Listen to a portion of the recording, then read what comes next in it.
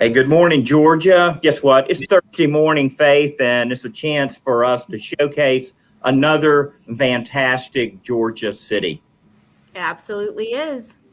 Yep, we're up in Kennesaw today. Maybe folks have driven through Kennesaw. Certainly, they've gone up 75, maybe going to Chattanooga, seen the Kennesaw exits, heard of Kennesaw State University. But we're going to showcase the actual city today. Looking forward to talking with Luke. First up, let's say hello to our guest today, Sarah Richardson with Wellspring Living's Receiving Hope Center. Sarah, good morning. Good morning. Thanks for having me. I've been over to the Paulding facility while they were getting it ready. Faith has been there as well. I'm a big fan of Wellspring Living. I've supported you all for over a decade, and you guys are doing a fantastic job of helping women recover, from human trafficking. Thank you for all your work there. Thank you. Kelly Newman is with us today. She works with Georgia Power Electric Transportation. Kelly, looking forward to hearing about this continued growth in EVs today. Absolutely. Thanks so much for having me this morning. Yeah, we'll hear about some of the chargers up in the Kennesaw area. Thank you for being with us. Dale Hughes with us today with Jeremiah 360 Consulting. Dale, you work with a lot of businesses around there, and looking forward to hearing about some of the challenges that businesses have these days. Good morning, Commissioner. Thank you for having us, and we look forward to the conversation. Great. Well, let's move everybody to the green room, except for Luke Howell. Luke, you're the Economic Development Director for the city of Kennesaw, and I know economic development is just a big deal here in Georgia. I work regularly with our state economic development department, but really there's a lot of layers on economic development. We've got the state effort led by Pat Wilson, of course, and then we have county efforts, and then we have city efforts. So it really is something that's just discussed at all levels, and it's something that you spend most of your time thinking about. Good morning to you. Thank you. Yeah, it is. And we're one of the best states for economic development for a reason. I mean, from the city level to the county and regional and state, we do it better than anybody. Yeah. So I guess there's a lot of competition. I mean, as you think about Kennesaw, how much you love Kennesaw, right? There's people in Savannah that are working against you, right, and trying to get businesses. So y'all are having to kind of put forth the benefits of your own area over against another city, right? Well, not really. I don't really see it that way. I mean, we do compete to an extent. Our downtowns, we compete, to an extent with Ackworth and Woodstock for downtown prospects. But by and large, we don't. Now we sit right on. There's a CSX rail that runs from the inland port in Murray County all the way to the port of Savannah, and we're right on top of that. So we're a logistics city. We were founded as a railroad town. We got our history with the general and the locomotive chase, and that's what we've been ever since. So we're mostly logistics. We're a stop between the inland port up in the mountains and Savannah, and then it goes. After it makes its way through us, it goes through Atlanta and down to the coast. So, to an extent, we do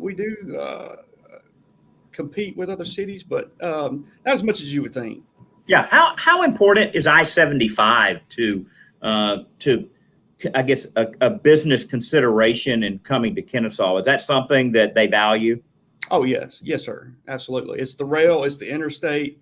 It just sets us up perfectly as what we are. We're a logistics hub, and we embrace that. Yeah. So, what about airports? Do you have your a local airport there, say for small jet traffic and that kind of thing? Yes, sir. Now we do. With Cobb County International Airport sits right on the edge of our boundary. So that all plays into one another. The railroad, the airport, the interstate. I mean, it has created the local economy here. A lot of course, not much of it. Yeah, go ahead. Sorry. our neighbor to the north, Ackworth, is pretty similar industrial wise. Yeah. But FedEx has a big presence here. And like I said, most of our employment is centered around logistics and distribution. Yeah, a lot of cities that I go to, there's a lot of emphasis on, green space, parks, trails, splash pads. I'm seeing all kind of cool things out there. Has Kennesaw done their share of emphasis on that kind of thing? Oh, absolutely. And that's more, on the local level, we're more like community developers than anything else. We do work with Cobb Chamber on, big prospects for, our industrial areas and our logistical distribution centers. But for the most part, we're focused on community development oriented things. We're trying to create quality of life. We're working on parks. We're trying to create an environment that is going to be a catalyst for small business growth and redevelopment. And it starts with a really good leadership and good community members like Mr. Hughes. But absolutely, we get a healthy amount of SPLOST that we invest in. We're working right now on our Depot Park and Amphitheater project that'll be completed in 2023. So, at the end of the day, local governments or government in general can only do so much to influence the economy. It can spend and invest in public realm improvements, and that spurs private growth, private investment, and the city of Kennesaw does that. Yeah, let me ask Dale Hughes with Jeremiah 360 Consulting. Dale, you're our good citizen today, and before the show, we were talking about the Atlanta bonded warehouse and cold storage, something probably the average person doesn't think about, but there are certain things that absolutely has to be at certain temperatures, right? Absolutely, Commissioner. And we actually own a roastery that is at the Depot Park that Luke was talking about, where we put a cold brew coffee production and a cold brew line. We have a coffee roastery, and it feeds our coffee houses. And so it's down there at that Depot Park. Our number one problem is we're small enough right now, a community-based business. It's finding the cold storage when you're not blocked by the larger parties like M&M Mars or someone who can go into those and take large blocks of time. And I speak with my relatives in Southwest Georgia who do a lot of farming, and they have the same problem when they're talking about products that you just really have to be in the cold chain. And there aren't a lot of cold chain trucks that service the small craft. We also have, that's Apotheos is our company there. We have a company, Gabriel's, a company, The Nest. And as we look at our products and get them to market, that logistical problem, that warehouse problem is a number one problem. We looked at where we would put that plant. We evaluated our growth patterns, and we looked at a lot of different places in Georgia. There are just many beautiful places. My friends in Macon, my friends in Columbus. Luke's right. It's the interstate, the airport, the railroad. But more than that, it's this cold storage solution. There's a lot of new stuff going on out there. I mean, Faith, is from Covington. I live in Houston. So there's a lot of new building stuff going on. But Dale, you've been involved in historic preservation. How important is historic preservation when a city's growing? It's just huge. And we look for that in the DNA of the city where we're going to root down. Jeremiah is about rooting down in your community where you are and creating prosperity for everybody. So that's a mantra we have at Jeremiah. The reason we're doing that is we're trying to take that old building, that old structure, honor it, and renovate it to a new use, remembering the lessons we've learned from that, remembering that craft is beautiful and that we can make a difference. Apotheos, our roastery, and it's our form of consulting, but a lot of it we do for ourselves. Apotheos is from the Latin and the Greek to mean to hit the height of your craft to a divine status. And one of the things we do there is we blend beans from a lot of different countries. We bring them to Georgia. We mix in our products, our milk, whatever flavors I get from the farm in Southwest Georgia. And we say that in the mixing, we're bolder, brighter, better together. Well, we're really speaking about the product, but we're speaking about us as people. And those buildings are critical to it because they tie us to our past, and renovating them is critical. And we put a roastery in a late 1800s church in the middle of downtown Kennesaw. That's so cool. Wow. Our roastery's in a 10,000 square foot, 1800 church. We preserved it, and it's the first building put on the National Register in Kennesaw, and we fully comply with all the historic tax credits, which I only mention that because we were under severe scrutiny of, are we going to alter that in a way that doesn't honor the past? Wow. Faith, are you a small, I know your husband worked for a small hardware store, not a big box store for quite a while. Are you one of these shop local persons? Do you patronize the smaller stores on the square? Oh, I do. You know, Covington Square is iconic. I grew up a block off the square. I love my small town of Covington, but I have lots of friends who are small business owners in Covington. And I was going to ask Dale a very important question. How do I get some of your coffee? Because I am a huge coffee connoisseur. We have a subscription business, so we would ship it to your home is the easiest way. And we can also tell you the stores. We're expanding over that way. It's like Luke said, we work with all the cities. We're looking at Swanee. We're looking at Gainesville. When we look at a city, I really want to find something that has a historic downtown and go there and be with the community. I love Covington, by the way. I love Oxford and Emory there. I love the buildings, the movie industry, everything about it. Its bones are beautiful. Yes, they are. My family's been in both sides of my mom's side of the family have been in Covington for hundreds of years now, in Newton County, and I love the history down there. Dale, just one more question about the challenge of starting a small business today. I mean, certainly COVID has impacted, a lot of businesses, big and small. But is it harder now in a still kind of on the lingering pandemic to start a business?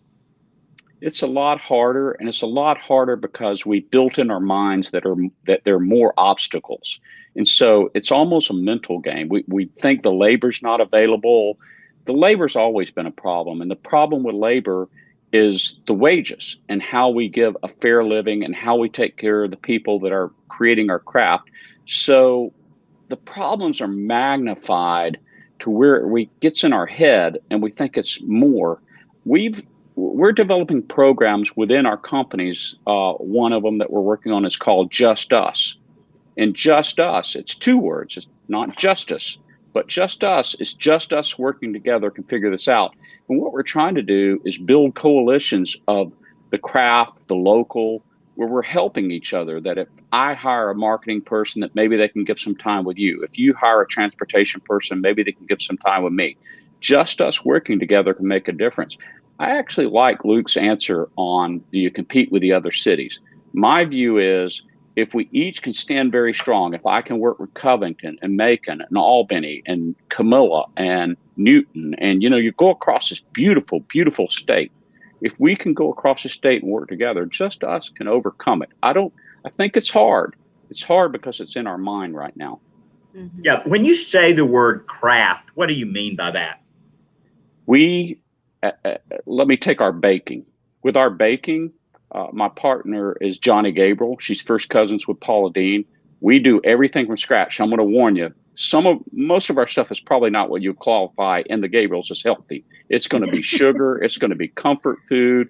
It's going to be what you want to eat today, 3 or 4 times. And we make it all from scratch. We go back to understanding what our product is, understanding what gives us the best flavor. One of the things I want to do right now is I know that in Southwest Georgia, we have a famous berry, the mayhaw. It's the hawthorn berry that ripens in May. Not a lot of people know about that. It's a beautiful berry. What products could I put it in? Coffee products, bakery products that features that, not just the peach, not just the pecan, but the other parts of Georgia that features those and brings it out. When I talk about craft, I'm really talking about a person. And I guess I should tell you this, our ultimate holding company under which all of this comes is called Everyday People Group. If every day we focus on people, if every day we come together and overcome our differences and we help each other, we're going to build beautiful businesses that are community-based, and we're going to make a difference. Well, thank you, I love Dale. all Thank of you, that. Luke, for being on Community Focus today. Keep up the great work out there in Kennesaw. Thank you. Thank you, Commissioner. Hey, Kelly, welcome, Kelly, with Georgia Power Electric Transportation. You getting hungry thinking about all this food? Yes, I really enjoyed hearing that. Yes, thank you for having me this morning. Really looking forward to the conversation. Yeah, thanks. And thanks for your leadership with Georgia Power Electric Transportation team. Recently, Georgia Power joined Southern Company, your holding company, and other major utilities in the Electric Highway Coalition. And I haven't heard a ton about this, but can you share a little bit about the initiative and what it's going to look like across the country? Sure, I'll be glad to. So what this is a joint commitment to provide EV drivers with a coordinated fast charging network across many states. So we're looking at promoting that seamless EV charging opportunity to increase that travel on corridors, major highway routes, and so Georgia Power's community charging program is a key piece to that charging network of a broader network of fast chargers in the areas. And we're really excited to be a part of that. And we've already installed 52 of our fast charger locations across the state of Georgia. So really looking forward to helping, contribute to those goals of the Electric Highway Coalition.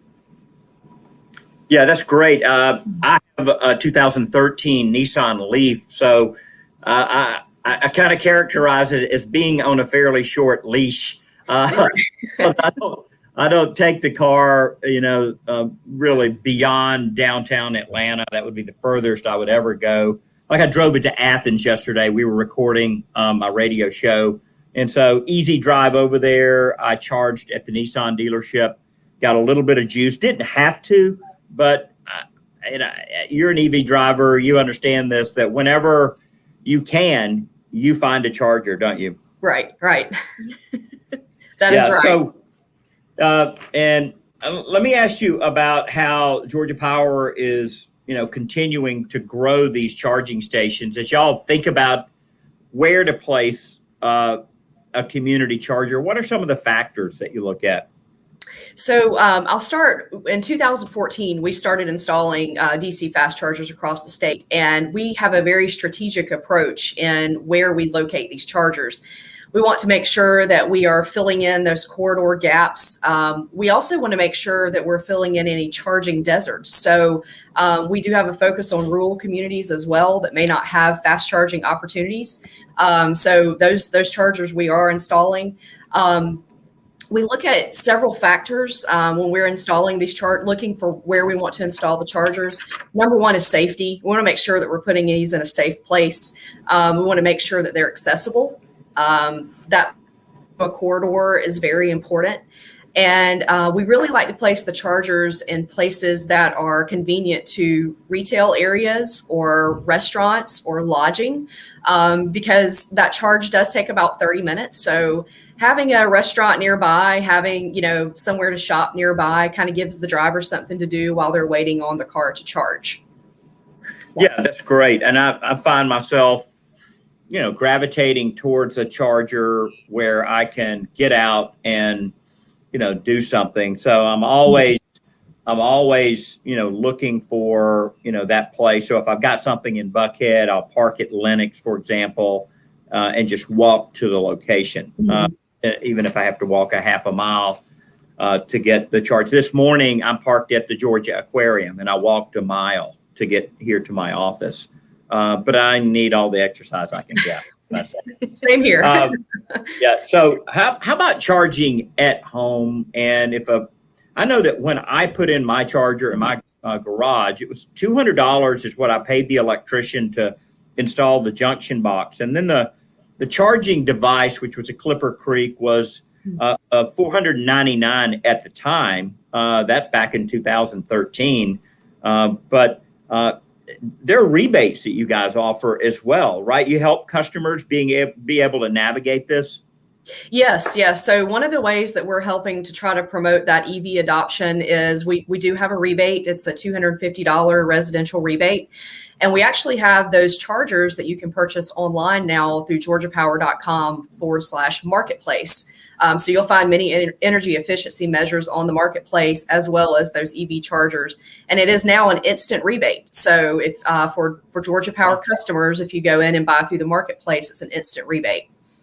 When we talk about charging, we have those 3 levels of charging. That level 1, which is just your standard 120 volt service at your house. And then a level 2, which is the one you mentioned, Commissioner. You can also install those at your house, or you may see those in a public setting. And then that fast charging network is considered level 3. So that's where we're going to see that in more of a public use area.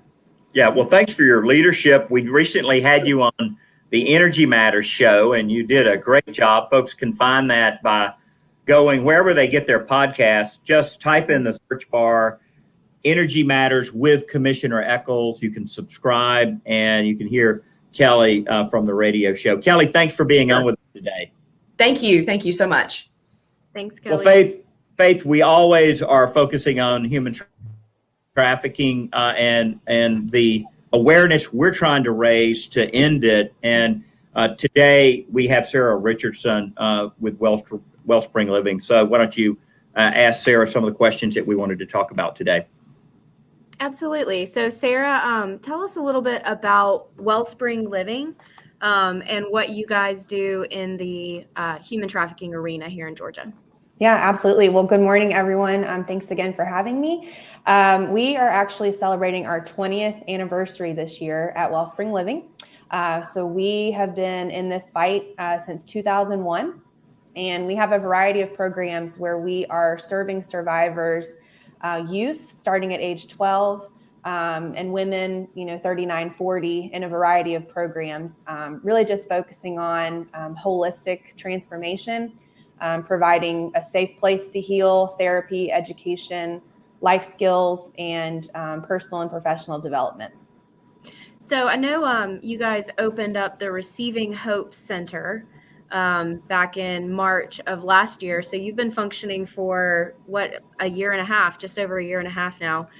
Tell me about what that program is, what you provide, and how long that program is. Yeah, absolutely. So the Receiving Hope Center is actually the state of Georgia's first immediate intake facility for trafficked youth of all genders. So that was new for Wellspring. In our 20 years, or 19 at the time, we hadn't yet served males. And so this facility is a way for law enforcement, state agencies, when they identify a youth that is being trafficked, they can immediately bring them into our care. Which again is something that hadn't happened before. There weren't really emergency placements for youth. And so in this facility, youth are able to receive everything they need in one place. They're getting that intensive therapy. We have a school where they're enrolled in a virtual education model. We also provide them with life skills and again, just a safe place where they can heal. It is a pretty intensive program. The level of trauma that we're seeing in these kids is more than we ever could have imagined. And, like I said, we're serving 12 to 17 in that program. And over the last year or year and a half since we opened, we've served about 100 kids. And I will say that most of them have been on the younger side of that 12 to 17. And in this program, it's a short-term program. So we're really focused on stabilization. So it's only up to 90 days. And what happens with these kids after that 90 days? Where would they go to next? Yeah, so it just depends on the individual. Some of the youth have transitioned into longer-term programs, like our girls' residential program, maybe into therapeutic foster care, back home, another placement. It just kind of depends. But we have seen that longer term care is certainly needed for all of these youth, but particularly for the boys. So we're looking to kind of figure that out in the next few years as to how we can provide a step down care program for these kids. Do you have statistics on the 100 or so kids that you've served? What percentage of them are male versus female? Not quite, but I will say the majority are female. But obviously, boys are trafficked, and so we want to make sure that we're serving each participant as best as we can. We had last week on our show, we had Sacred Roots Farm in the Gainesville area. And I know they're a long-term placement program. They do, I think, 3 to 5 years, but they're for adults. Is there a long-term program similar to that established in Georgia yet? Not that I know of. Our girls program right now is about 13 months. So that's still a lot shorter than 3 to 5 years. Yeah. Yep. Well, thank you, Sarah. I appreciate you coming on with us today and what you've done with Wellspring. It's a great program. Thank you. Sarah, Tuesday nights on CBS, they have the FBI series and the new FBI International series. And the pilot for the FBI International series was on human trafficking. And I thought it was very telling kind of towards the end, and you can catch this just at cbs.com if you all want to take a look at it. But towards the end of that 1 hour pilot, as a 14-year-old was being taken to Albania, and she was essentially a pet to a particular trafficker, and a guy he had sold her to. She was whimpering in the back seat of the car. He was being, the trafficker was sitting there with her. They were being driven to the location. And as she was whimpering, he told her to shut up, and then he hit her in the mouth. And so this is a CBS pilot, but it really reminded me of what Dr. Laura Lederer told us from Global Centurion when we did an Athens basically unholy tour luncheon up there, is that one of the biggest injuries for these girls is they get hit, that people are hitting them. And in her case, knocking teeth out. And I thought how interesting that CBS in their pilot showed the very thing that some of the research has shown that's happening to these girls. And obviously, if people are hitting you in the mouth, this is not a good thing. You're being, coerced. You're a prisoner. You don't have any choice on this. So thank you for the great work that you're doing out there to help these young women recover. Well, thanks for spotlighting it and bringing awareness to it. It's important. Well, everyone, thank you, Kelly. Appreciate your good work with Georgia Power. We'll see you soon at a Clean Energy Roadshow. Thank you. Sure. Thank you. Enjoyed it. And Dale, for your expertise, your lifelong experiences that have made you such a good consultant. Keep doing good out there. Thank you, Commissioner. Luke, thank you for your leadership there at the city of Kennesaw. Please tell the mayor I said hello. I sure will. Thank you, Commissioner. And to all of you, tune in next week. Actually, not next week. We're going to take next week off. I'm going on vacation. But the following week, where are we going to be, Faith? Following week on October 14th, we'll be in Dublin. The week after that, we'll be in Noonan. And the last week in October, we'll be up in Cumming, up in Northeast Georgia. In Forsyth County. Great. Well, thanks, everyone. We will see you next time on Community Focus. God bless you. Thanks, everybody. Thank you. Thank you. Thank you.